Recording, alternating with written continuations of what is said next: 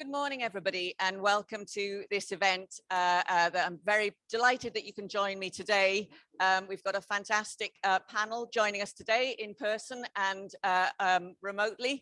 And today we're going to be talking about the work that Scotland and France are doing collectively to promote biodiversity and make biodiversity and nature-based solutions part of the work that we're doing to address climate change. My name is Eileen Stewart. I'm Deputy Director for Nature and Climate Change for Nature Scot. We're the government's nature agency, and we work closely with Scottish Government, promoting nature-based solutions, helping develop policy and working on implementation across the country, and promoting the fantastic wealth of biodiversity we have in this country.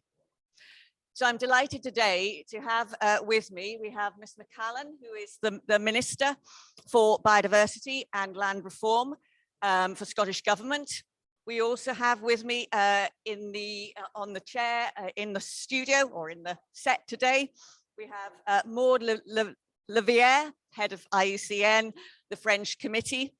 And on the screen or joining us remotely, we'll have Pierre Dubri, who is the Director General for the French National Biodiversity Agency, and Katia Karajski, who is going to tell us about the report and the report conclusions. So we'll be hearing from all of these panel members just in a moment. But I think we're all very delighted to be here for Nature Day, and we're going to be sharing some of our experiences and some of the wealth of good practice that we've got across Scotland and France, and how we can work together to promote this joint activity as we go forward. I should say this event has been organised by our Scottish Government Paris office, and Alice Candy, who I think will also be with us remotely, has helped set this up. So thank you very much to Alice. So I think I would like to now invite Ms. McCallan to give our keynote speech and tell us a little bit about the work that we've been doing in Scotland and some insights into this report. So thank you, Ms. McCallan.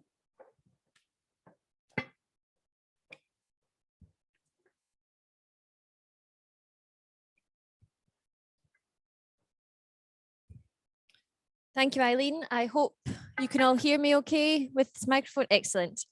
I'm absolutely delighted to be here today, joined by some fabulous panelists here and remotely, and to officially announce the launch of this exciting report on enhancing the effectiveness of subnational biodiversity policy.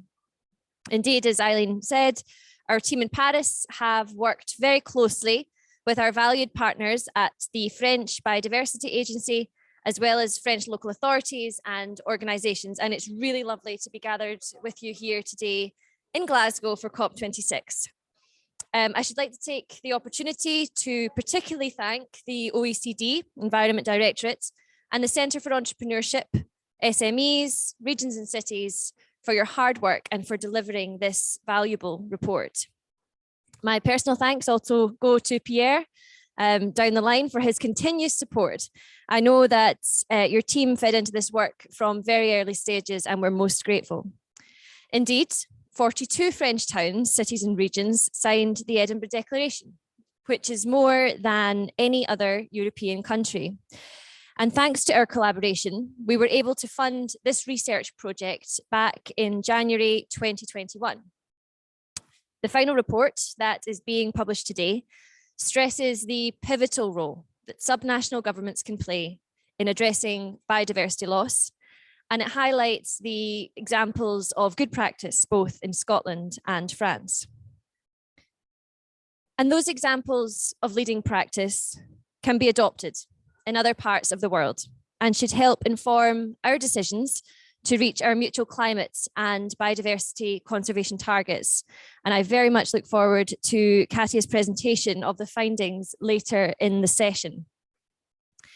In September this year, I had the great privilege to speak at the Local Government Action Summit during the IUCN Conservation Congress in Marseille. And I had the opportunity to present the initial findings of this report. And I'm very pleased to be joined by Maud this time in Scotland. We know that the twin crises of climate change and nature loss are intrinsically linked and must be tackled together. We need nature to lessen the effects of climate change, and nature needs us to manage climate change to avoid its collapse. And in Scotland, we have great ambition in this area.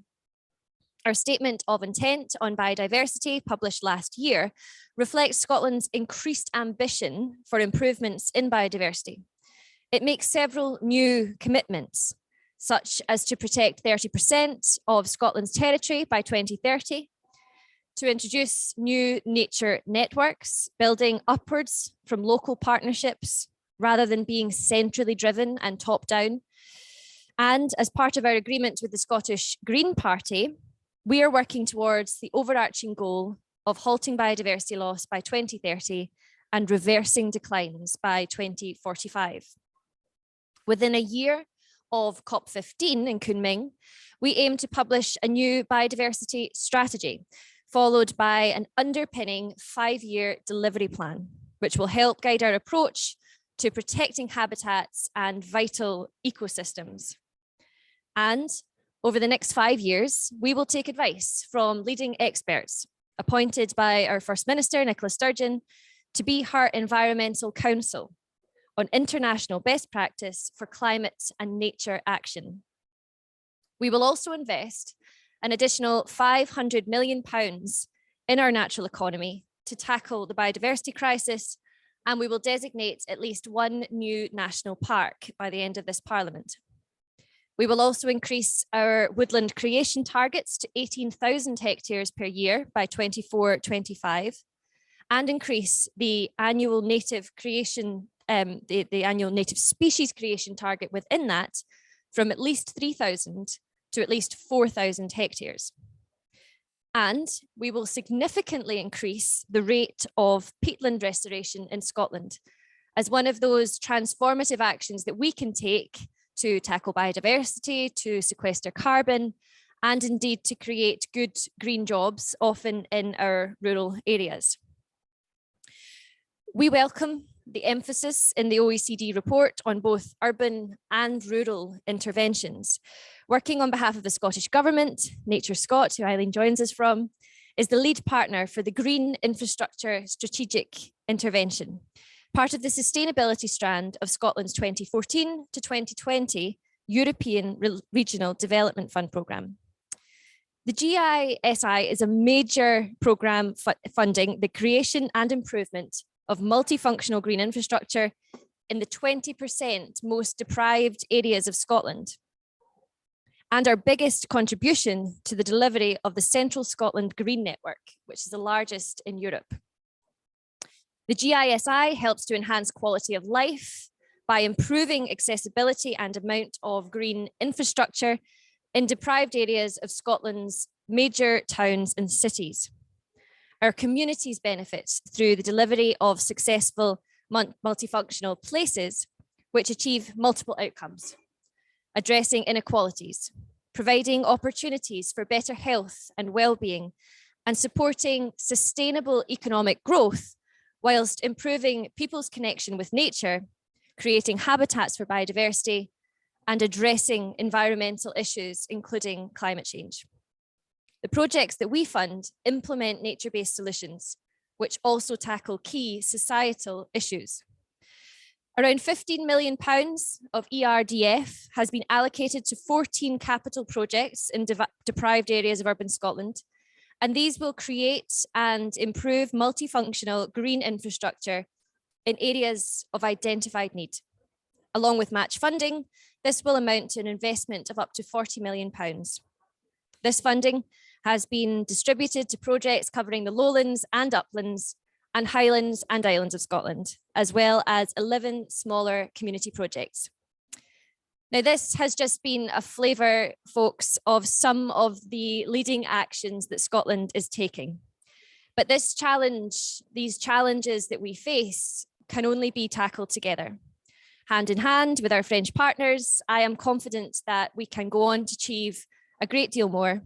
And I'm also certain that, as this event demonstrates, this is just the beginning of the Franco-Scottish collaboration in this crucial area. So thank you very much for your time today, and I'll hand back to Eileen. Thank you very much. That's a really excellent introduction to this event, and I think highlights a really exciting program of work that we are going to be engaged in going forward, and really highlights some of the areas for opportunities to work together, which I'm sure we'll hear more of this morning. I'd now like to introduce Pierre Dubri, and I think he's going to be talking a little bit about the good work that you've been doing in France, and we're delighted with the interest in the Edinburgh Declaration, and hope you're going to explain to us how you've been so effective at mobilizing the subnational local governments to engage in this work, and how we can build on this as we go forward and work together. So over to you, Pierre. Thank you very much, Alice. Dear Maud, dear Katia, dear Minister Macallan, dear colleagues, dear friends, it is an honor for me to have the opportunity to highlight the excellent collaboration we have been enjoying with the Scottish government, as the Minister Macallan said before. I apologize for not being able to attend in person, and warmly thank the teams, all the teams, for creating the possibility of this virtual intervention and making me able to share this important moment with you. I do not need to recall here the numerous figures and reports showing that the states of climate and biodiversity are more alarming than ever. Both are tightly intertwined. Climate change is one, as you know, of the major pressures on biodiversity, and will have a determining impact on the way we define our nature policies. The loss of grasslands, forests, and landscape features have direct consequences on carbon sequestration, as we know.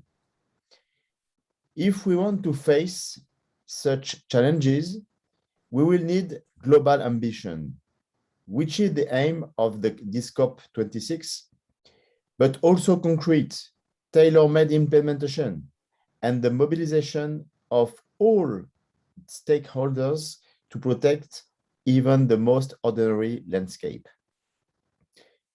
The French Biodiversity Agency, OFB, has been created in January 2020 as an answer to this challenge.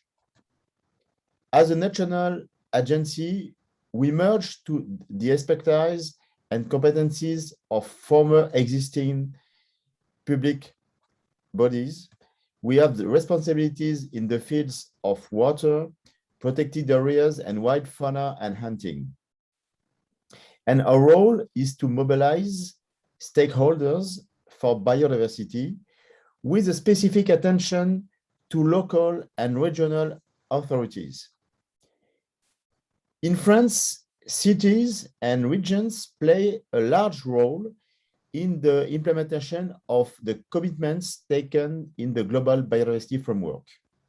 They define regional biodiversity strategies, manage water's ecosystems and flood prevention, and are responsible for urban green spaces, for instance. But beyond that, and more importantly, they are the first level responsible for concretely integrating biodiversity in all policies, such as land planning, infrastructure, or financing. They are also on the front line when facing the effects of climate change, from coastal erosion to heat island effects in dense urban areas. At OFB, our role is to support this capacity to inspire, experiment, and develop practical policies adapted to specific contexts, both on the continent and, of course, overseas. We have an array of tools to do so.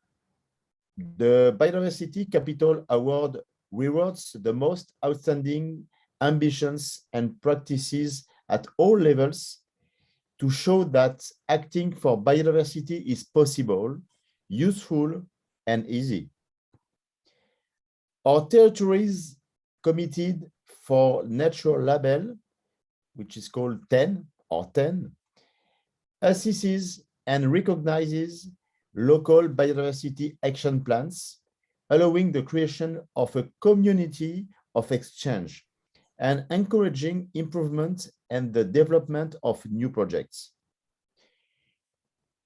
The report commissioned by Scotland to OECD gives factual examples of such commitments taken at subnational level and the necessity to align subnational, national, and global biodiversity frameworks. So I am thus extremely glad of this partnership with Scotland, which has built and driven the Edinburgh process and the Edinburgh Declaration, which was a key contribution to the post-2020 framework process. OFB has encouraged its subnational partners to commit to the declaration, and I'm glad that French local and regional authorities are taking the ambition of one step further with a very honorable turnout to sign this commitment. I hope today will be only a first step in our partnership together. We have much to learn from Scotland's experience, both in international coordination and in ground-level policies implementation. One of the main teachings of the various tools we have been developing at OFB is the need to share experience, solutions, and to develop stakeholders' communities. Through such communities, an isolated good practice can become the norm. With Scotland, we will take engaging and gathering subnational authorities one step further. I have noted with a great interest, for instance, the ambitious commitments taken by Scotland to restore its peatlands as a contribution to both biodiversity and climate stakes. OFB is, for its part, leading Artisan, a nationwide project funded by the European program LIFE, through which we aim at mainstreaming nature-based solutions for climate change adaptation. With almost 100 action plans and a strong territorial routing with local pilot projects and regional facilitators, Artisan will support stakeholders in developing competencies, showcase and demonstrate the potential of nature-based solutions for climate adaptation. I strongly hope that we can count on Scotland's experience to share good practices and together tackle jointly the challenges of climate and biodiversity. I look forward to keep this dialogue going. And thank you all, and thank you especially Mrs. Minister for this opportunity of collaboration. Thank you.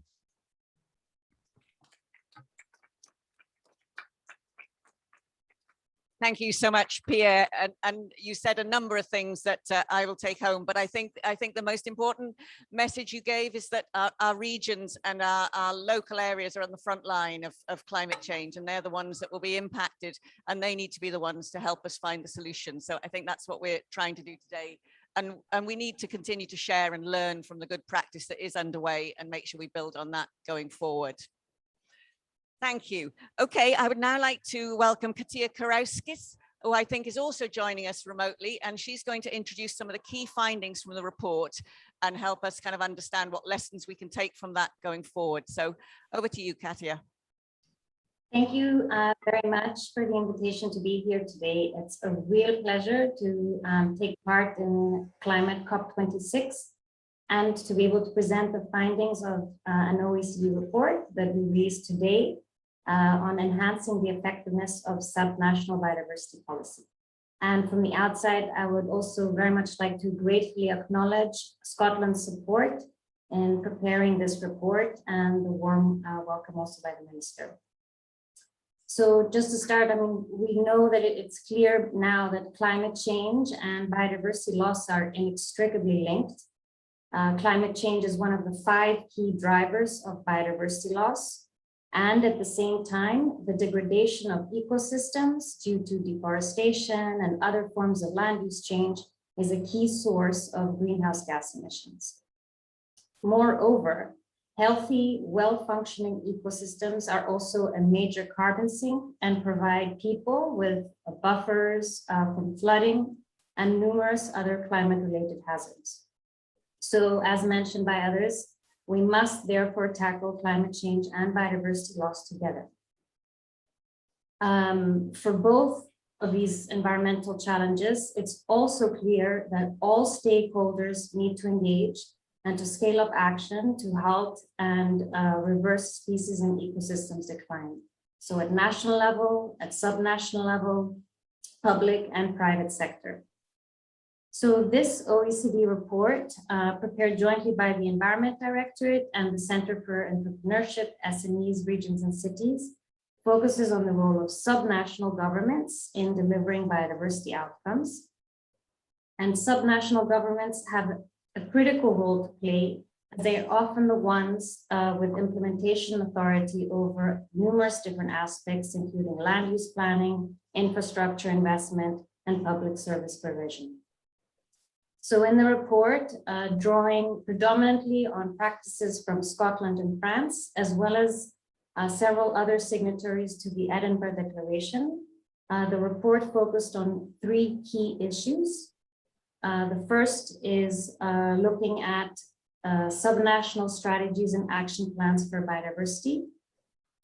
The second was mechanisms to ensure policy coherence, so as to simultaneously achieve biodiversity, climate, and broader well-being objectives. And the third element was looking at the policy instruments that deliver positive biodiversity outcomes. So I'll briefly go through some of the key findings and messages across each of these 3 areas. With regard to subnational biodiversity strategies and action plans, we're seeing more and more subnational governments developing these types of strategies. And that is really great because such strategies help to set common objectives and provide clear direction to the multiple stakeholders whose actions depend on and impact on local biodiversity. In Scotland, for example, local biodiversity action plans have been developed in large municipalities such as Edinburgh, Glasgow, Aberdeen, and cover almost all Scottish mainland and islands. And in France, regional strategies for biodiversity became compulsory as of 2016. One of the recommendations of the report is that both national and subnational strategies and action plans should include clear and ideally quantitative targets that are specific, measurable, achievable, realistic, and time-bound. That's the SMART acronym. And a lack of those elements, so a lack of specific and measurable targets, will also create challenges in monitoring and assessing whether progress has actually been achieved over time. And in cases where it hasn't been achieved, it makes it more difficult to determine why not, so as how to adapt policy responses to address those objectives. Across the different subnational strategies that we reviewed, we do see progress in developing smarter targets, though there is still room for improvement. This is also an area that the Global Biodiversity Framework is devoting a lot more attention to. And ideally, as the Global Biodiversity Framework develops, hopefully the consequential subnational strategies will align as much as possible towards the global goals and the national goals, and hence develop smarter targets as well. In any case, one example of a quantitative target is that in the Paris Action Plan, it states that, just one example, 35% of land surface should be converted to permeable vegetated surface by 2024 and 50% by 2030. Such a target would have both biodiversity and climate benefits, helping to deal with excessive rainwater and flood prevention. Another element that is important in subnational strategies and biodiversity action plans is robust monitoring and reporting guidelines. And in the Basque Biodiversity Strategy to 2030 and its associated 2020 action plan, for example, there are very clear indicators there with specific and time-bound objectives against which progress can be monitored. Turning to institutional coherence and coordination, both vertically and horizontally, there are a number of different ways that this can be achieved. And achieving both biodiversity and climate targets requires policy coherence and coordination across ministries, departments, and agencies, and also across national, regional, and local governments. One element, therefore, in the strategies and in general is to clearly identify the roles and responsibilities of the different stakeholders and who should be responsible for what. In the Scottish Planning Bill, for example, it requires that subnational planning authorities prepare regional spatial strategies, such as open space strategies, a statutory requirement, which creates synergies among climate, biodiversity, and planning goals.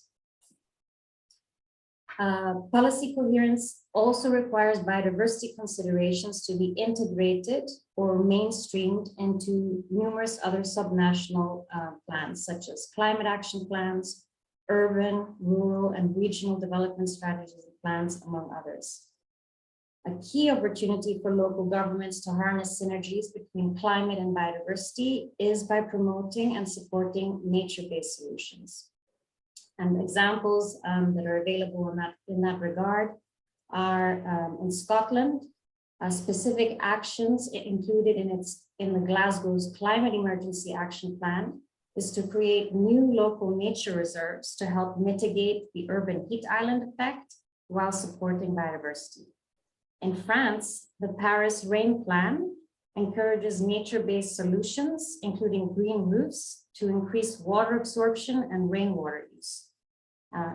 As a third example, in Colombia, Medellin's Green Belt Initiative aims not only to control urban sprawl at the urban fringes, but also adapting to climate change by acting as a natural buffer against climate-related disasters. Another useful tool for ensuring policy coherence is green budgeting. And it helps policy coherence, notably between environment and finance decision-making. What green budgeting is intended to do is to evaluate both the positive and the negative environmental impacts of budgetary and fiscal policies, and to assess their coherence towards the delivery of national and international environmental goals, whether it's biodiversity, climate, or other ones. And while there are still only a few examples of green budgeting initiatives at the subnational scales, one example is from the Department of Mayenne in France, which was the first to apply green budgeting in December 2020. So the first department in France to do so. And it applied the same methodology that had been applied at the national level by the national government. And thus also looks at biodiversity. So it looks across 6 environmental areas, and biodiversity is one of them. And as a result of that study, they were also able to determine that 5.5% of its budget is also environmentally harmful, mostly related to road investment. So it helps to identify potential problems for the budget, also at the subnational level, and then you can determine how you want to address that as a result. Finally, with regard to the third element on policy instruments, we know that there are a range of policy instruments that are available to conserve and sustainably use biodiversity, ranging from regulatory command and control instruments to economic instruments such as biodiversity relevant taxes, fees and charges, payments for ecosystem services, as well as the third category of information instruments such as labeling and other voluntary approaches.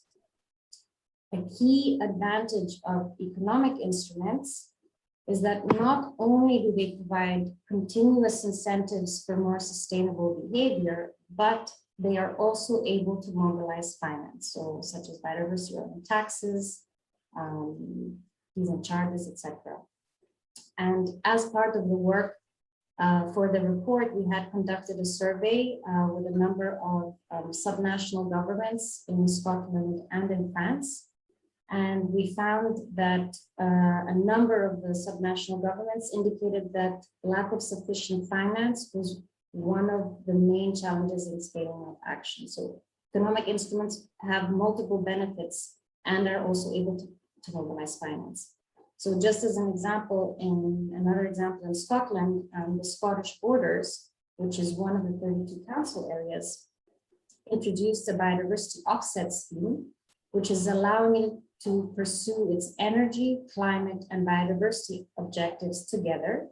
And through the scheme, developers of renewable energy, such as wind farms, offset their impact on biodiversity via a third party.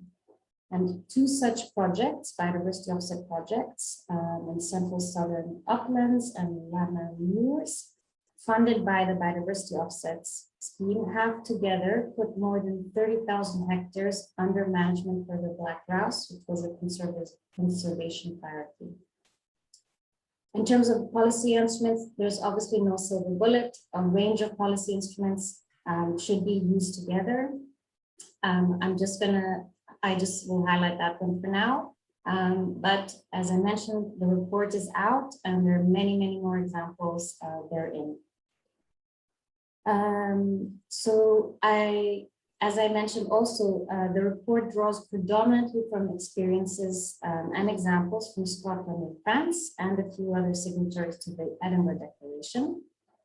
But given the critical role of subnational governments in protecting biodiversity, there is still a lot more scope to learn from a broader range of subnational experiences, more sharing of lessons, as mentioned by Pierre as well, and to look at a number of other issues as well in greater depth.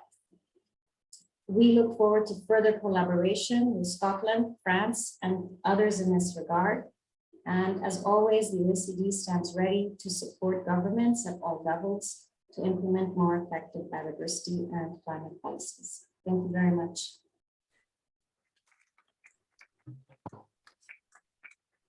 Thank you very much, Katia, and thank you so much for your support at OECD in taking this work forward. I think that we've learned some really valuable lessons, and there are some really key recommendations that we can build on as we go forward. I'd now like to invite our final speaker, Maud. Would you like to join us? Maud Laliviere, apologies, I probably garbled that message. But Maud is going to tell us a little bit, has a huge expertise in both national and international biodiversity, and is going to share her insights in how we take these recommendations forward. So Maud, over to you, please.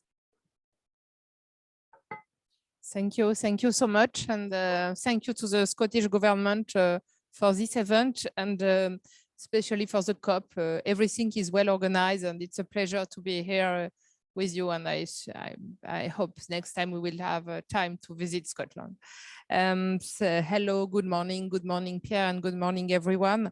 In IUCN, our opinion is biodiversity and climate are very connected. There is an emergency to work on preserving biodiversity in order to slow down global warming and climate change. This has been thoroughly discussed in the recent IPCC and IPBES report that was published last June. During the Congress of the IUCN in Marseille, the combined strategy has been the epicenter of the topics we have supported, and it was not only a milestone in creating the new national strategies for biodiversity upon the 2030 in France, but also a stepping stone for the COPs that followed. COP 15, where states promised to increase the investments in preserving biodiversity, and COP 26, which we hope we will show even more engagement for biodiversity and the collaboration approach between countries. I agree with your appreciation, and what we saw in the COP, there is a lot of people, a lot of states that are engaged for biodiversity and not only for climate today. However, the fight for biodiversity needs to be fought along the fight for climate. Dissociating the two would only lead to less effective responses. As we country, but also as citizens, as women, as NGOs, as researchers and companies should unite both problems in order to tackle them appropriately. Indeed, the fight to stop climate change has every clear aims: reducing gas emission and reducing global warming under 2 degrees. While biodiversity is much complex with a multiple meanings, which are grasped with IPBES through the anthropogenic pressures. These pressures include changing the way we use the earth and water, the way we use natural resources, the way we tackle climate change, the way we address pollution, and considering how our production contributes to it. We should combat climate change and biodiversity degradation with solutions coming from nature, as it was said before. That was immensely put forward during the Edinburgh Declaration through the nature-based solution. We fully support within IUCN France, and we believe that local communities can teach us a lot about these solutions and our management for environment. Ecosystem provides services and goods that's necessary to adapt to the effects of climate change. For instance, the wetlands in some region of France, but it's the same in the world, play a role in regulating floods, while also expanding lateral flood storage areas. This should be preserved instead of creating artificial flood barriers, which will be costly, but would also damage biodiversity further. We should base our solution in nature.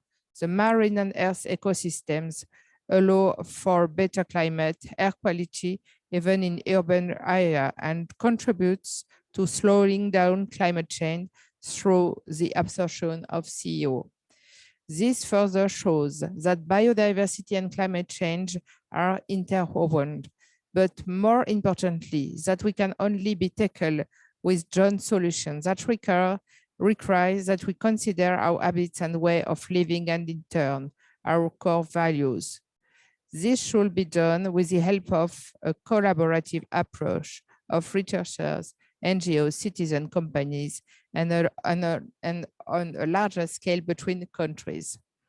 This is why it's important for Scotland and for France to have a joint approach, and why COP26 is a great opportunity to set milestones in an interwoven change between biodiversity and climate, but also between our countries.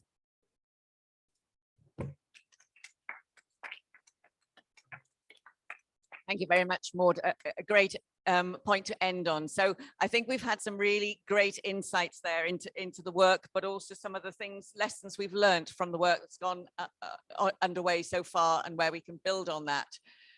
We've got time for some questions, and we've got an audience in front of us today, but I thought I'd start the ball rolling perhaps. One of the key challenges that Katia was explaining to us was the challenge of setting measurable smart targets. And I think the examples in the report showed that qualitative targets are by and large reasonably easy for regions and local cities to develop, but turning that into smart targets is quite challenging. And I wondered if anybody in our panel wanted to offer any thoughts on how we make that transition to having more measurable targets. Is that something you'd like to maybe, Maud, offer some thoughts?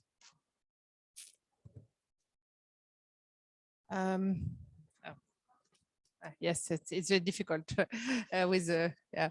In IUCN, we introduce local authorities with the help of ICLEI. It's set on the pavilion, and we included local authorities inside our governance, and we think we have to find the urban solution, because tomorrow we will have more and more people in the cities, and in the future city will be a good place to capture CEO and to develop new solutions for biodiversity and for climate.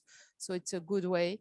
And I know it's a theme and it's a subject of this pavilion. So it's a good way to work together in Europe, but also with a lot of the world about and with the cities. Okay. Thank you very much, Maud.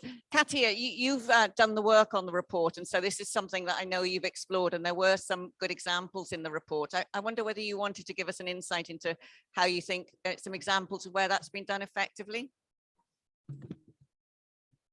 So, I mean, we did have different examples in the report. I would like to say, I won't exactly answer your question, but I'll say that, I mean, the issue of smart targets is something that was a lesson learned also from the Aichi biodiversity targets under the Global Biodiversity Framework, where very few of the targets were actually quantitative, aside from, for example, protected areas, both terrestrial and marine, and maybe one or two others.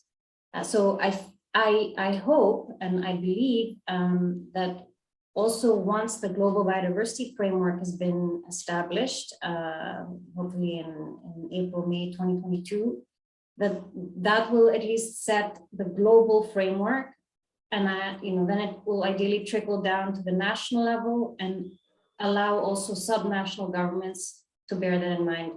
The issues of common targets are really useful, and quantitative ones because they provide clearer signals and more transparency, etc. So I'm hoping that as the Global Biodiversity Framework evolves and that we do have smarter targets there, it will be also a lot easier at the subnational level. Thank you very much, Katia. Is there any questions anybody would like to ask in the audience here? If not, I have plenty, but I want to share the opportunity. Okay, I was going to come back to you, Pierre. You've had such good success in getting your regions and your local areas to sign up to the Edinburgh Declaration. So you seem to have gained some momentum there. And I wondered if you could kind of share with us some kind of lessons you've learned as how that's been so effective in getting that kind of groundswell of activity at that level. And is that something we can build on? Thank you, Pierre. Thank you very much. I don't know if we are successful with all the regions to sensibilize them for biodiversity, but that's right that we've got today 8 regions in France that have got biodiversity, regional biodiversity agency. And we continue with them to build some new some new committees with all the stakeholders in the regions. But we are not at the end. You see, it's a work in progress, of course. But you spoke about the targets, but in my opinion, we don't forget, and we have to think about the main target, which is the citizen. Citizens who live in cities, of course. You spoke about the citizen who live in the landscape, but the citizen is very important to. We have to target it and target him, and it's the main aim for my agency, because when we speak to the citizen, we can speak to all the stakeholders, you know, and I think that's the main thing for the moment is the knowledge. I think that the Minister Macallan spoke about knowledge, and we have to share the knowledge on biodiversity, because it's very important in the mind of the citizens, and it's not yet today, I think, that to make sure in their mind that there is a link between biodiversity and climate change. You know, we all say that climate change and biodiversity are intertwined. Of course that we know that, but the citizens don't know, I think, don't know enough, of course.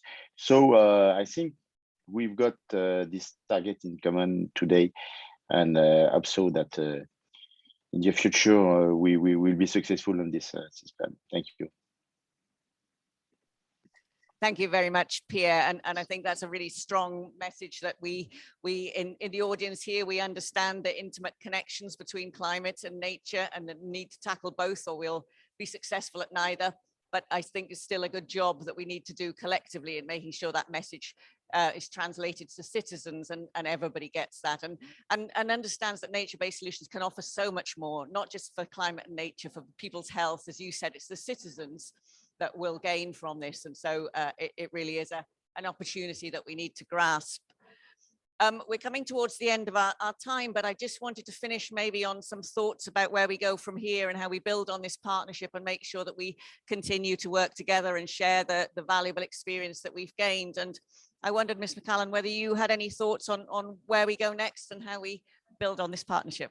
Yeah, thank you very much.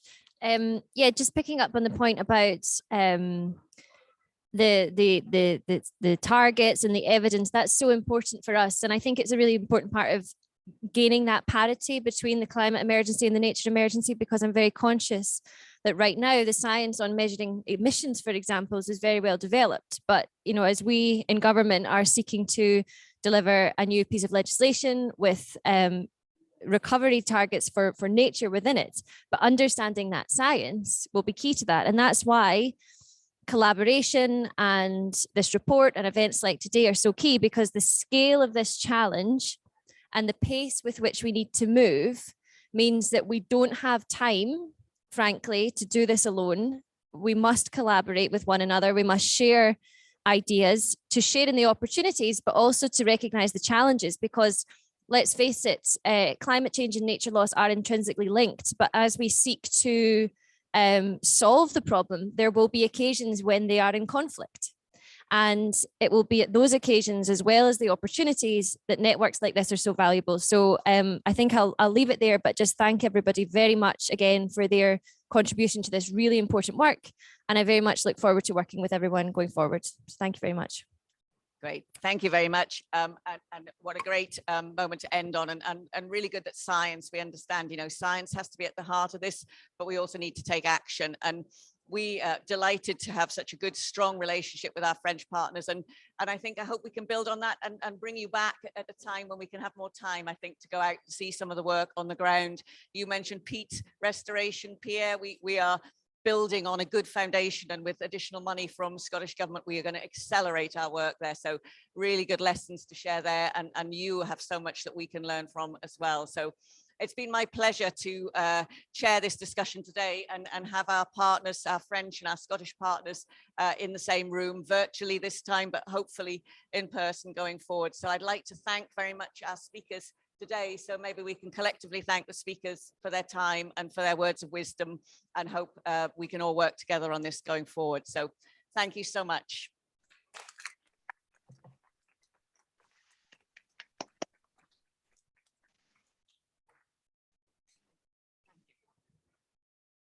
Thank you.